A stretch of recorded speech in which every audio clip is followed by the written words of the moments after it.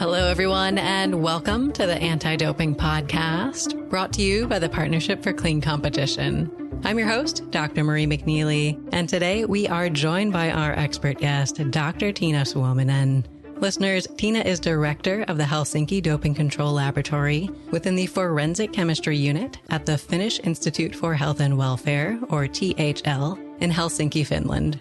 And today we are going to talk more about Tiina's research and her roles leading the WADA-Accredited Anti-Doping Laboratory in Helsinki. So, Tiina, welcome to the show today. How are you? Thank you so much for welcoming me. I'm very good today and hope you are too. Thank you very much. I'm doing well myself, and we are thrilled to learn more about you and your work. And perhaps we can start with learning more about you. Tiina, can you tell us more about yourself and how you originally got interested in anti-doping science? Yes, my interest in anti-doping started during my studies in pharmacy. My very good friend nowadays, who I didn't know at the time, Dr. Tiia Kuranne, came to the university to give us a lecture about anti-doping matters and her work at the Helsinki Doping Control Laboratory. All the things she told us sounded very interesting. And after the lecture, I went and spoke to Tiia. And it was at the time where I was planning to do my master's thesis. So I asked Tiia if it would be possible to do the master's thesis in the Helsinki Doping Control Laboratory.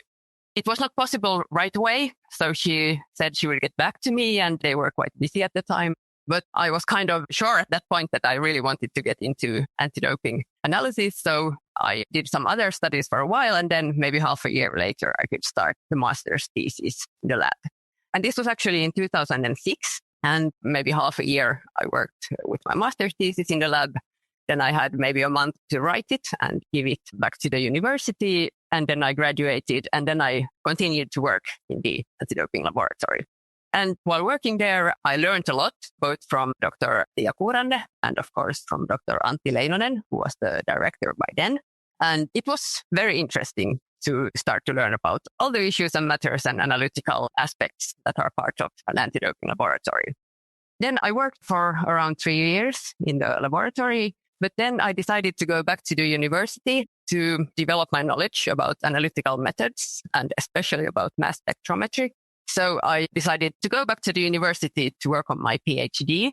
I did so, and I actually had a contract at the university where I did mostly research for my PhD. It was not straightly related to anti-doping, but it was really closely related to the development of analytical methods. I used both LCMS and GCMS in my PhD. And I also had some teaching obligations, which I actually really enjoyed. And then in 2015, I gained my PhD. And after this, I returned to the Doping Control Laboratory. At that point, Tiia had kind of started to prepare for maybe transferring to another laboratory. So she kind of told me that it would be good for me now when I had a PhD and more experience to come back maybe at some point I would gain the position of scientific director. And then in 2016, Tiia left for working as the director in Lausanne. I became first the deputy director because Antti Leinonen was still in the lab. So we kind of did a change for a while for me to get introduced into all the matters that are related to leading an anti-doping laboratory and all the tasks that the director has. So Antti helped me a lot at that point. And then during 2017, Antti Leinonen retired. And after that, I was the director of the Helsinki Anti-Doping Lab.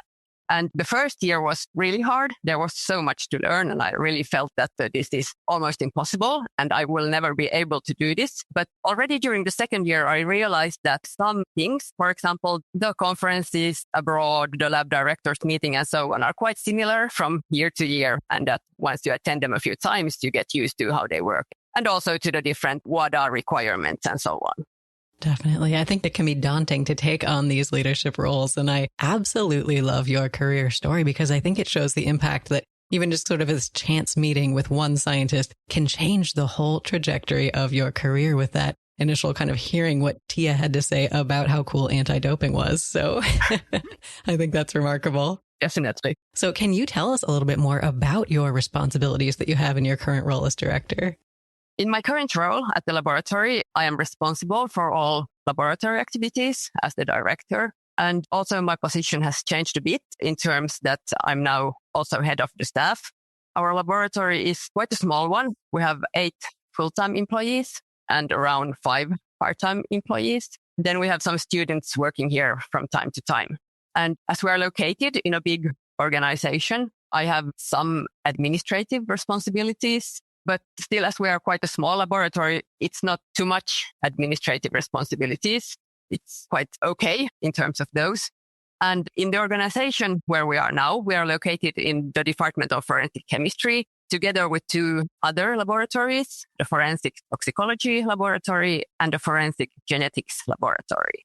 And as I said, I have some administrative responsibilities, but due to the fact that we're not that many certifying scientists in our lab, I still have some analytical and methodological responsibilities, mostly in terms of LC-MS methods. And I also take a part, not every day, but on a weekly basis in the routine work in the laboratory by reading analytical results. And of course, as I think most of the directors do, I look at the analytical data from the positive findings together with the certifying scientist, and we discuss all matters related to the finding before reporting a positive sample. That makes sense. I think it's wonderful to hear that you're not just tied down at your desk all day doing administrative responsibilities. You do have a chance to get out there in the lab to be looking at results and being involved in the lab's daily operations. Yes, that makes the work much more interesting because, of course, administrative work is not the work I love most. It's absolutely the analytical part of my work that I like most. Definitely. So we've got a picture of what the lab looks like today, but can you maybe tell us a little bit more about the history of the Helsinki Doping Control Laboratory and just doping analytics in general in Finland? Our laboratory has existed already for quite a long time, and the analysis of doping agents started in 1976. However, at that time, it was a clinical laboratory performing also other types of analysis. And in the early years, based on what I have been told by Dr. Antti Leinonen, there was a lot of cooperation already then with the Cologne laboratory. And Antti has been working for a very long time in the Helsinki Doping Control Laboratory. He started already in 1982. And actually, the year after, in 1983, the laboratory did achieve its first accreditation status for doping analysis. And from 1983 until 2009, our laboratory was located in a privately owned clinical company. In 2009, this clinical company merged with another clinical company. So it was like an even larger clinical company. And then in 2018, the company was bought by another bigger international company. And at that point, it became obvious that they were not interested in continuing the anti-doping analysis. And this, of course, was a big shock. And it ended the story of our laboratory in the clinical laboratory where we had been for a very long time. Sure. And you were actually scientific director when the anti-doping lab had to move to a new institution where it's currently located today. So, Tina, can you tell us what maybe led to the move? What made you decide not to just shut down the lab altogether, but to move it somewhere? And what was it like for you to lead the group through this transition, which happened, listeners may note, during the COVID pandemic, no less? The decision of the company to discontinue the anti-doping analysis was, of course, a big shock to all of us who worked there. And quite soon, we began investigating the possibilities to transfer the lab to another company because the company that bought the local clinical company where we were earlier wanted to discontinue and kind of put down the anti-doping lab quite fast. We had to really work hard to not lose all the good work we had been doing for 30 years at this point. And of course, I also had to inform WADA about the situation in our lab and our organization. And I contacted WADA immediately. And actually, it was quite nice, this discussion, even though it was a very turbulent time and it was not a very nice time. And I was a bit worried this may be enough. I was maybe panicking a bit about what will happen to the lab. But once I spoke to WADA, we spoke about the situation. I had the feeling that WADA would help us out, or at least try to help us out, if we would find another organization to relocate to. If I had known beforehand how unbelievably hard the process of moving or relocating the lab would be, I think I would have been unable to work that much or to complete the transfer. Right. And I think I speak for all people who were involved in this process. It took quite a while even to get our old company to realize that they cannot just stop doing the anti-doping activities. And what will happen is that the lab will transfer because this is what we want and this is what WADA really helped us do. So then what were the steps that you had to take? You mentioned that you sort of called WADA right away, but for listeners who might be thinking about, okay, this is a complicated thing, moving this WADA-accredited laboratory from one lab space to an entirely new space. I mean, what were the steps that you had to go through? I had called some of my colleagues about the situation. And of course, I contacted also WADA to ask for advice, what to do in this situation and what should I do if there is the possibility to transfer the lab to a new organization. We had to go into a self-imposed suspension and tell WADA ourselves that we cannot be accredited at the moment because we're not allowed to receive anti-doping samples and do the analysis. And there were some discussions, and in the end, the self-suspension meant that we were not able to receive anti-doping samples, but we had to keep all our anti-doping related methods and instruments up and running. We had to take part in all the ECAS rounds during this self-suspension period. And of course, keeping all the methods up and running and managing these ECAS rounds or quality control rounds from WADA, it's kind of a lot of work. But it was, of course, good that the old company let us still do this. And this was something that WADA helped us out with. They can't, in a way, force the old company to keep the lab up and running until the transfer could be done. Then, during the spring of 2019, a lot of meetings between different parties were held. By that time, it had become clear that actually the only option where we could transfer the lab to was our current host organization, the Finnish Institute of Health and Welfare. And then we could really start to plan the transfer in a bit of details. We had some obstacles, of course, during this period. The transfer of the lab had to be approved also on a political level by the Ministry of Education and Culture. However, just at this time, some political turbulence happened in Finland. The government was dissolved in the spring of 2019. This is very rare in Finnish politics. Almost never happens, but now this coincided with the transfer of the lab. Of course. Another issue was that the minister who was responsible for the transfer of the lab, she was also pregnant and she went on maternity leave during this period and she was replaced by a new person. But anyway, finally in September 2019, there was an official decision that the lab would transfer. Then I had to sort out which of the certifying scientists I wanted to take with me to the new organization. In the old organization, the lab shared our personnel and analytical equipment between anti-doping, clinical analysis, and drugs of abuse analysis. So we had a staff of around 25 people. And it was very clear that not all of these people can transfer to the new organization. There was a lot of discussions about when we would maybe get the accreditation back, when the samples and, of course, the money would start coming in again. So in the end, it was decided that myself and 5 other people transferred to the new organization. And then a few weeks before Christmas, the actual transfer was done. Physically, we are not located that far from our old organization. It's only around 1 kilometer. That was kind of fortunate because in all other aspects, it was really hard to move all the reagents, analytical equipment, electronic archives, all the paper archives, all the stored samples, and so on, which had to be, of course, registered in the LIMS system all the time. And the LIMS system had to be moved and installed in the new organization. And of course, the instruments had to be installed and verified. Most of the analytical instruments were transferred. But for example, one big analyzer, QTOF, we had to buy at the same time and install it and get it up and running in a few days because WADA ECAS round was upcoming. So we had to get them up and running and then do the WADA ECAS round. We managed that with good results, which was, of course, very nice. And when we had been located in this new organization for around 4 weeks, during which we had worked almost around the clock and all the weekends and so on, we were visited by WADA because they, of course, wanted to see that we are in a suitable location, a suitable organization, and that we are properly installed and that the facilities and everything are fulfilling the WADA requirements. So we had WADA visiting us for 2 days, and straight after we had the local accreditation body, FINAS, visiting us for 2 days. And I have to say it was a small shock, the results we had, because we thought that at least we had really got all the instruments well installed. We had managed the ECAS round, but still we had a lot of corrective actions from WADA. We had 34 corrective actions, 23 actions, and 20 recommendations, which all required a significant amount of work to correct. And then also in the FINAS assessment, we got some non-conformities that we had to correct before we could apply for the accreditation again. But then we started working really hard with the goal of getting our accreditation back as soon as possible. It was quite a lot of work. We had to improve all our methods. For example, one requirement from WADA was that we had to add more internal standards and more compounds to the QC or quality control samples. And then, of course, we had to reply to the corrective actions. And some of them we got back from WADA with some additional comments on how to improve our methods and processes even more. But actually, based on all the hard work we did at this point, when we didn't have any real samples to analyze, we focused only on the qualitative aspect of all our processes and methods.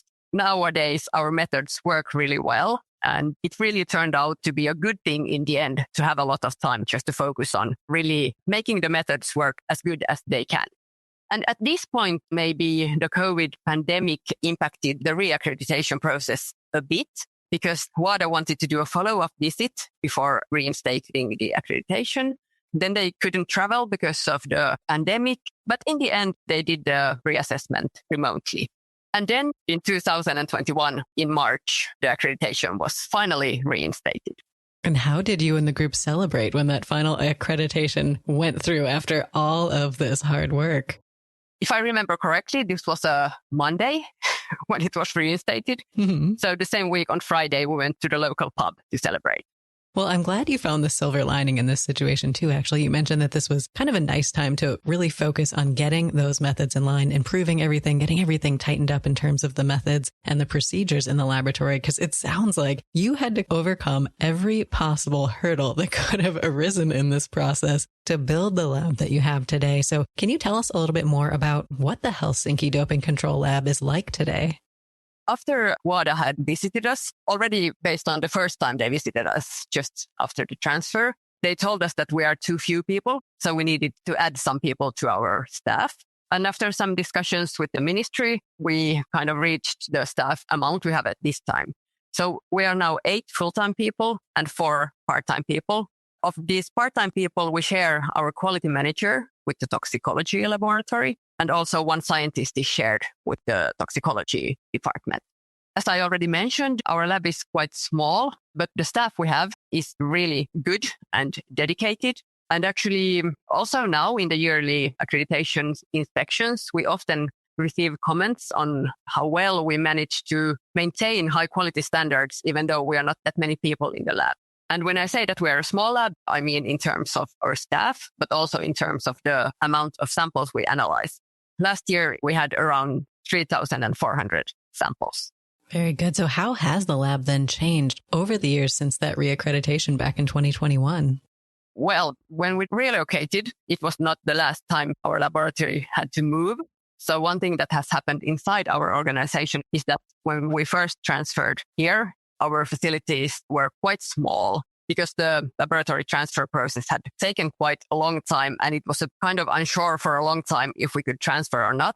THL could not reserve a very big lab space for us. So we knew when we moved in that we would get new facilities in a few years' time. And this is why we had to move once to preliminary facilities while our current brand new facilities were being renovated. And in 2023, we moved to this final new facility. Hopefully final. Hopefully for final.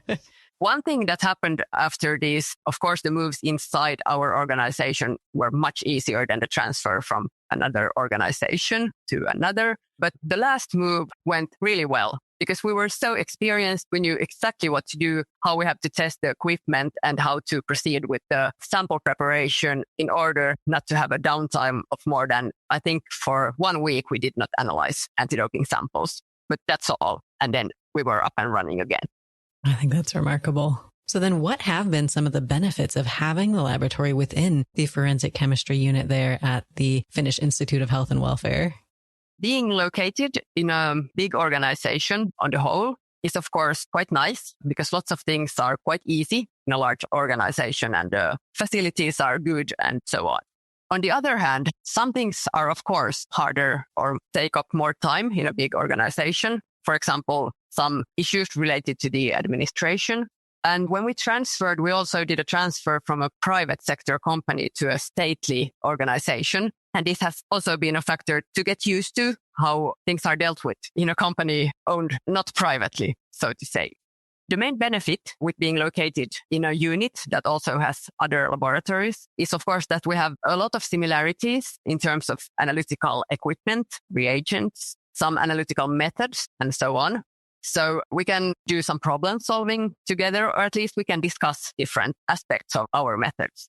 Another thing that's really nice is that if we run out of some reagents or some SPE columns or something like that, we can very easily find a package to borrow inside our own organization. So this is very good.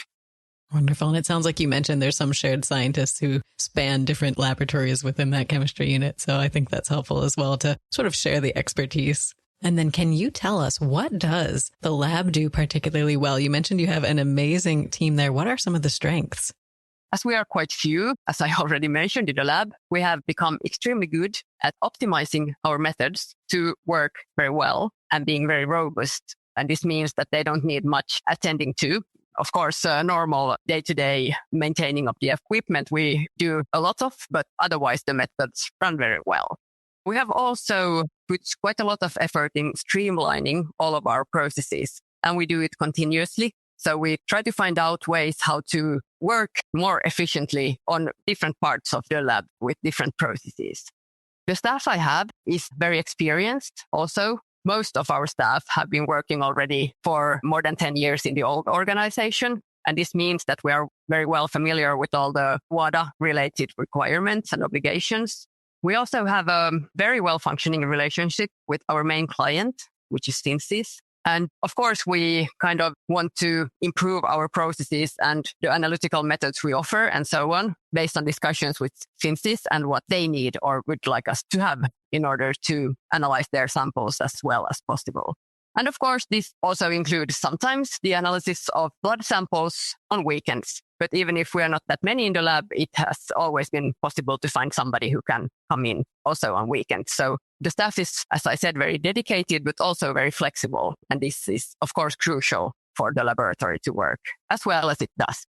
Well, it sounds like you have a great team and you've worked out some processes to manage, I suppose, the size of the team. And like you said, that flexibility and that dedication is critical to making it all happen every day. So let's talk about some of the work that you hinted at here, the anti-doping research and the development of new analytical methods for anti-doping testing. Can you tell us more about the lab's work in this area? During the last years, we have implemented some new analytical methods. We have also implemented methods for new matrices. And one of the new matrices for which we now have two different analytical methods is DBS, or dried blood spots. We have one method where we analyze steroids and steroid esters in the DBS samples, and another method for analyzing various compounds from different groups on the prohibited list. We have also developed methods for the analysis of steroids and steroid esters in blood samples, both in serum and plasma samples. And we also have a method for the quantitative serum steroid profile, which has been developed during the last few years. As a small lab, the routine work takes up a lot of our time. And this is why we tend to focus the research activities towards improving either our existing methods or, if needed, on the development of new analytical methods. We often have students in the lab, which is a very good way, we have realized, for us to get some research projects done, or even some method developments have been done with the help of students. And this is kind of nice. We get an extra pair of hands in the lab, so to say, but also the students will learn a lot about working in an accredited laboratory. So this is kind of nice that we benefit because we get some projects or method developments done, but also the students will learn a lot, and we have gotten really, really good feedback from the students. I think that's great. I think giving these early career scientists opportunities to get involved in anti-doping research and to see what it's like working in an actual anti-doping laboratory can have a big impact on their careers and provides valuable experience for them as they're trying to figure out their next steps. So in terms of research projects, is there one that's going on right now or that you've completed recently, Tina, that you've been the most excited about and you'd like to tell us more about today? At the moment, we have a few study projects ongoing. One is a joint project with the toxicology lab. And this is a project where our anti-doping samples have been anonymized after they first have been discarded and already analyzed for the prohibited compounds. They have then been analyzed with the large drug screening method used in the toxicology laboratory. We have now collected and analyzed samples for a few years, and it will be very soon time to look at the results and see what we find about the use of non-prohibited medication in athletes. And this will be really interesting. We also have collaborated quite a lot with the Stockholm lab, especially with the researcher Lena Ekström there in projects related to the steroid concentrations in female athletes, both in urine and serum samples. One thing we have looked at is how the steroids in urine or blood are related to the menstrual cycle, or how the steroids in blood are related, for example, to the diet. And as the serum steroid profile is quite new, it's really interesting to find out which factors might have an impact on it. The urine steroid profile has been measured already for more than 10 years, and it's quite well known, all the factors that might have an impact on the steroid concentrations in it. But for the serum steroid profile, still a lot of research has to be done to see if there are some factors that really will influence the steroid concentrations also in blood. Well, that makes sense. I think these are all exciting research projects, and I'd like to maybe circle back to the first one that you mentioned, looking at this large drug screening method that the toxicology lab is using there. You mentioned that they're specifically maybe looking at non-prohibited medications. Do you have a sense of how many drugs that this large-scale screening can look at or identify? It's several hundreds of them. Oh, wow. Yeah, that's a lot. Of course, some of the drugs of abuse they look at are the same that are prohibited in sports, but as we already have analyzed the samples for them, this is not what we are interested in. But the interest is mainly on those that are not prohibited in sports, which we will not see with our own analytical methods. Well, that makes sense. And can you maybe explain for listeners out there why it's so interesting to just get a sense of what other things athletes are taking? There have been some studies about the use of prescription medicine and also non-prescription medicine by athletes, but they are usually based on questionnaires or what the athletes state on the doping control forms. And of course, analyzing the samples without having to rely on information provided by the athlete, we might find out some patterns or some medications used by some athletes from a special sport that have not been stated on the doping control forms. But unfortunately, I don't have any results yet, so I don't know if we will find out such things. Well, we'll have to circle back when that project has completed to understand what that picture looks like. And I think it is fascinating, particularly because some of these substances, even that maybe not be prohibited right now, are, for example, on WADA's monitoring program. So it's something where we just want a sense of what people are taking and what the picture actually looks like and whether that actually differs from the self-reported data, like you mentioned. So I think that project is quite cool. And we mentioned some of the challenges that you've had over the years in working as a leader directing this anti-doping laboratory. But I guess for you right now, what are some of the biggest challenges that you're facing at the moment with running the WADA-Accredited Anti-Doping Laboratory there in Helsinki? The biggest challenge is keeping up with all the WADA-related requirements. Mm-hmm. There are quite a lot of them, and they seem to increase over time. Right. Of course, in a way, they make our work much easier. As long as you follow the rules and the regulations, you are doing it right and you know how your method should perform because there are some documents you have to comply with in almost all the methods. One challenge we have, as again, I mentioned, we are quite a small laboratory with a limited number of staff. And this is that I do not have as much time to plan or do research as I would like to have. But of course, it's really nice that it's quite easy to find somebody to collaborate with. And that has helped us a lot. Another challenge with running an anti-doping lab is that there are quite a few accredited laboratories in Europe. And it is not that easy to increase the sample numbers by getting new customers, even though this is something we are working on all the time because we have quite few samples and we would need to increase the sample numbers. Well, it sounds like there may be some competition then between labs, but I know there's also a lot of collaboration between labs as well as with funding organizations like the PCC, national anti-doping organizations, other academic institutions, as well as the Finnish Center for Integrity in Sports, or FinSys. So can you tell us how your team collaborates with this variety of partners that you work with? Out of the other labs, we have, so to say, the closest collaboration with the Nordic laboratories. This is the Stockholm and Oslo labs. We meet every second year. We take turns to organize the meeting. And in a bit more than 1 year's time, it's our turn to organize this meeting in Helsinki. And it means that all or almost all the staff from the Stockholm and Oslo labs will travel to Helsinki. At this Nordic meeting, we have usually 1 day of meetings in a lecture hall discussing various topics, WADA requirements, research projects, and so on. And usually the second day is spent in the lab to really look at how they have set up their routine work in the other labs, how they have set up their instruments and how they divide the workload and how they work in the other labs. And the next time, as I said, the meeting will be in Helsinki, and it will be our turn to show Stockholm and Oslo how we work in Helsinki. This is really great. And it's especially great that all the staff can go because we benefit a lot also from the discussions between the different parts of our staff. For example, those who work a lot in the sample reception will talk to the people working in the sample reception in the other labs and maybe get some really good ideas how to improve the workflow or some part of the process.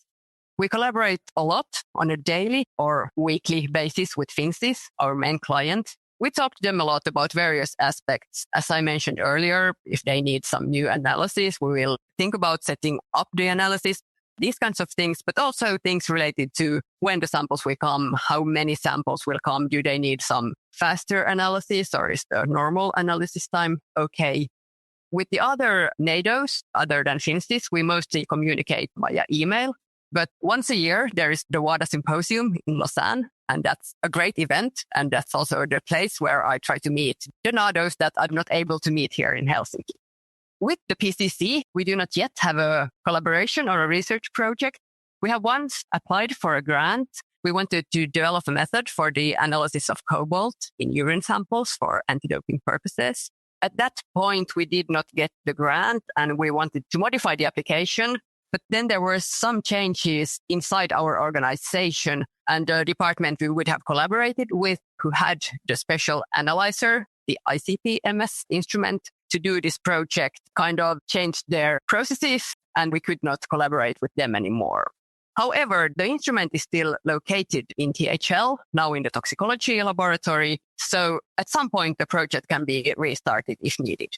But another thing that happened during the years when we were kind of planning the project and applying for money for it is that I did not get any requests for the cobalt analysis in anti-doping samples. I think the last time I had some requests were maybe in the old organization, maybe during 2017. So at the moment, it seems that the need for this analysis to be set up is not so big. Oh, that makes sense. And then can you share, how did you first learn about the Partnership for Clean Competition? It must have been either in the Manfred Donicke conference in Cologne or in Lausanne, where I have met people from the PCC. So I have been well aware of PCC and the possibility to apply for a grant already for a long time. But maybe it's mostly the factor that I already mentioned, that we don't have that much staff and I cannot focus as much as I would like to on the research. This is, I think, the main issue that has led to us not applying for more grants. I completely understand. You are balancing a lot of different responsibilities there. And I think everyone's working together on some of these big problems in sport and anti-doping. But Tina, can you share your thoughts on what is the importance of advancing anti-doping science in clean sport? Keeping sport clean and competition fair is, of course, the main reason why we are doing this work. Of course, most people think that sport itself should be fair and the best athlete who has trained most should win. But another implication of using prohibited substances is, of course, the individual implication it might have for the athlete. And athletes are often young. Sometimes they are even children, and they are really heavily under the influence of their supervisors and trainers. Therefore, it's extremely important to promote anti-doping practice and also to educate athletes and all the people related to athletes about the dangers of using prohibited compounds. Maybe in this matter, I see us or the laboratory as a smaller part. And as we have this close collaboration with Finnish, I have seen a bit of what they do. And I really admire all the work that they are doing in different fields of anti-doping and how much effort they put in the education of different people involved with the athletes. And they, of course, also educate the athletes themselves. Well, that makes sense. And I think there are still a lot of challenges when it comes to, getting that athlete education out there, making sure everyone understands the rules and making sure people understand the value of having clean competition out there. So if you had all of the resources imaginable, is there a particular problem in anti-doping science, Tina, that you would most want to solve?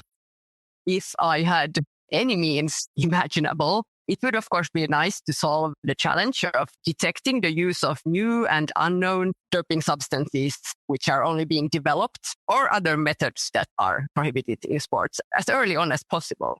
I am, of course, not sure, but I suspect that doping control might lag a bit behind the new substances which are developed and introduced to be used as doping agents before we have the time to identify and develop the testing methods. As much resources as possible should, of course, be used to invest in research, especially in finding new biomarkers that would indicate the use of prohibited substances.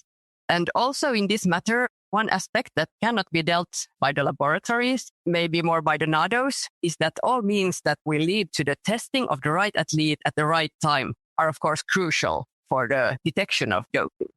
One form of study that might be possible in the future, which might be very interesting, would be to analyze wastewaters, for example, from an Olympic village. The wastewaters from Olympic villages have been analyzed for COVID. Perhaps in the future, they could also be analyzed for prohibited substances. I know, of course, there are some methodological limitations to what can be analyzed in wastewaters, but this might be really interesting. Definitely. Tina, I think all of these ideas that you mentioned are really interesting, and hopefully we will be able to move towards answering some of these questions and addressing some of these projects in the future. And I know we covered a lot of ground in our interview today. So if our listeners want to learn more about you and what you do, what is the best way for them to do so? I have to be honest and tell you that I'm not very active on social media. Mm-hmm. So if you want to contact me, the easiest way is to send me an email. And my email is, of course, listed on the WADA website under the accredited laboratories. Perfect. Well, listeners, definitely get in touch with Tina via email if you have any particular questions about the work we talked about today or other things going on in the laboratory. And Tina, it's been such a pleasure to chat with you on the show today. Thank you so much for your time. Thank you very much. And thank you to all of you who have listened to this podcast. Well, it was a pleasure to have you here, listeners. Always wonderful to have you here with us as well. If you haven't already, please take a moment to rate our show or leave a review on your favorite podcast platform. And listeners, please note that the Anti-Doping Podcast features a wide variety of clean sport experts, and episodes may include statements and or viewpoints that do not necessarily reflect the views or values of the PCC. Thank you, and we look forward to seeing you on the next episode of the Anti-Doping Podcast.